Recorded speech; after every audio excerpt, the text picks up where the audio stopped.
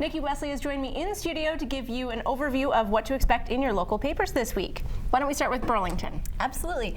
So in the Burlington Post this week, we visited Joseph Brant Museum, and in the museum they now have a new exhibit about dragons, unicorns, and giants. I have heard about it. It sounds awesome. It's pretty cool. I got to check it out myself. There's some really neat artifacts, including a P.T. Barnum replica mermaid, which is something you should all go and check out.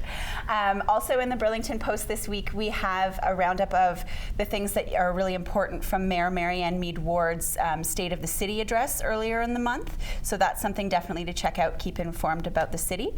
And then moving up to Milton, we have the Federal Review panel has completed their environmental assessment about the CN hub that has been the proposal. Yep.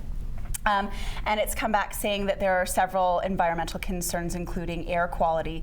So the group Milton says no. We caught up with them, and that's in that article as well. Also in the Milton Champion this week, there's a really cool story about Arts Milton's Friendship Project, and you'll see here the folks learning how to Bhangra dance.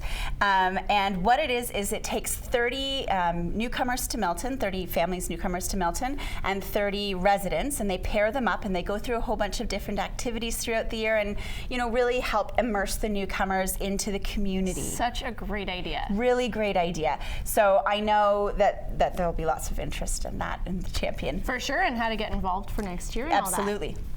And then finally, in the Oakville Beaver and also on Inside Halton, we've got a doctor from Halton Healthcare just speaking about some of the myths about coronavirus and the things that you really do need to know. So that's good to keep informed.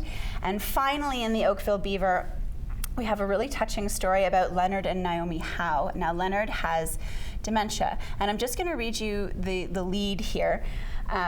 Sometimes there are small men wrapped in burlap who peruse his books.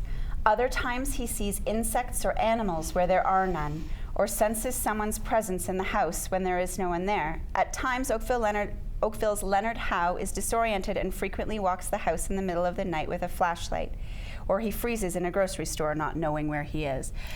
So Leonard has been incredibly open throughout his process of having dementia and is keeping his family informed, and which is so helpful for others.